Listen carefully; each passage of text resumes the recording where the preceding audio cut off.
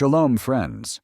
Enjoy this smooth, continuous narrative filled with ancient Hebrew imagery, without verse numbers or breaks, so it flows like a single story of Galatians.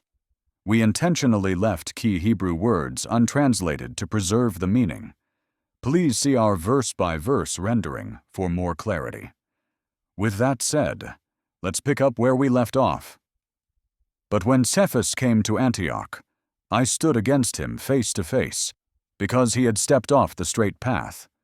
Before certain men came from Yaakov, he had been eating freely with the nations.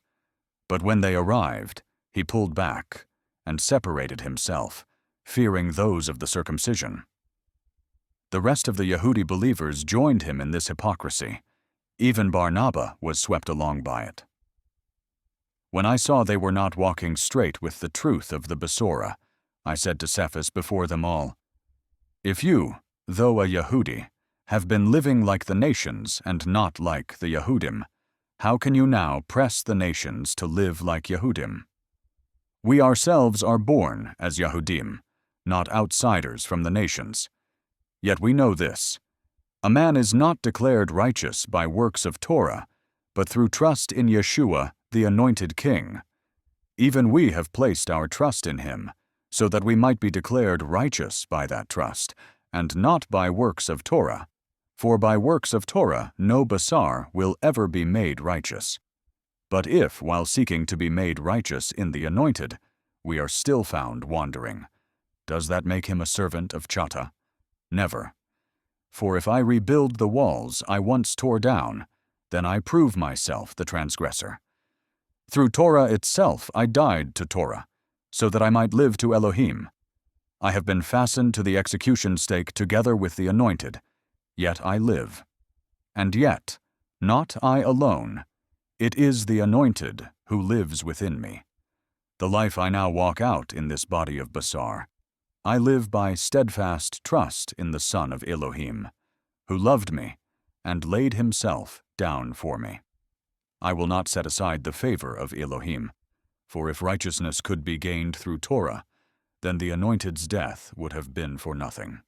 O senseless Galatians, who has cast a spell over you, clouding your eyes so that you no longer walk in the truth?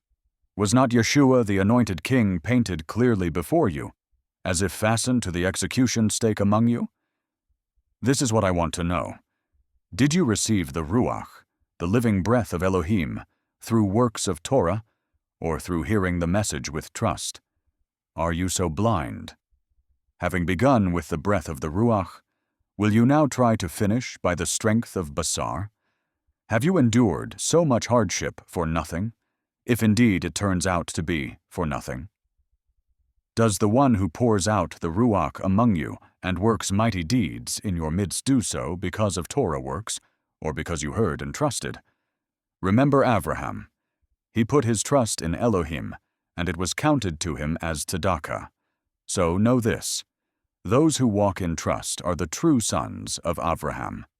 And the Scriptures, seeing ahead that Elohim would declare the nations righteous through trust, proclaimed the good news beforehand to Avraham, saying, "Through you all the clans of the earth will be blessed."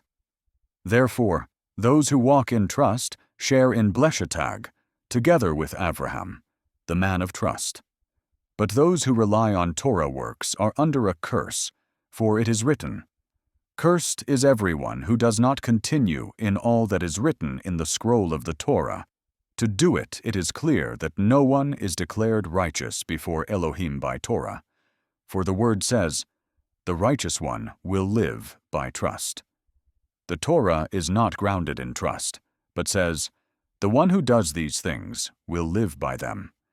Messiah has purchased us back from the curse of Torah by becoming a curse in our place. For it is written, 'Cursed is everyone who is hung upon a tree.' This happened so that the bleshetag promised to Avraham would flow to the nations through Yeshua, the Anointed King, and so that we might receive the promised gift of the Ruach through trust. Brothers, let me speak in human terms. Even a man's covenant, once sealed, cannot be set aside or have new terms added. The promises were spoken to Avraham and to his seed. It does not say to seeds, as of many, but to your seed, and that seed is the Anointed King. What I mean is this: the covenant confirmed beforehand by Elohim in the Anointed cannot be undone by the Torah, which came 430 years later. If the inheritance depended on Torah, it would no longer rest on promise. But Elohim granted it to Avraham by promise. So why then was Torah given?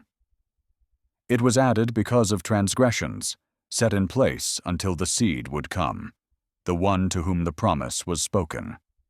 It was arranged through messengers, by the hand of a mediator. But a mediator stands between two parties, while Elohim is one. Does this mean Torah is against the promises of Elohim? Never. For if a Torah had been given that could breathe life, then righteousness would indeed have come through Torah. But the Scripture has shut up all under chata, so that the promise, through trust in Yeshua, the Anointed, might be given to those who believe. Before trust was unveiled, we were kept under guard by Torah, confined until the trust that was to come would be revealed. So the Torah became our guardian, leading us toward the Anointed, so that we might be declared righteous through trust. But now that trust has come, we are no longer under the hand of a guardian. For you are all sons of Elohim, through trust in Messiah Yeshua. All of you who were immersed into the Anointed have clothed yourselves with him. In Messiah, there is no Jew or Greek, no slave or free, no male or female, for you are all one body in him. And if you belong to Messiah, then you are the seed of Avraham, heirs together according to the promise. Here is what I mean. As long as the heir is still a child, he is no different from a servant, even though the whole estate is his by right. He remains under guardians and stewards until the time set by his father. In the same way, when we were children, we too were held in bondage under the elemental forces of the world. But when the fullness of time arrived, Elohim sent forth his Son, born of a woman, born under Torah, to buy back those under its weight, so that we might receive adoption as sons. And because you are sons, Elohim has sent the Ruach of his Son into your hearts, crying out, Abba, Father. So then you are no longer a servant, but a son, and if a son, then also an heir through Elohim in Messiah. We'll pause here and continue in our next episode.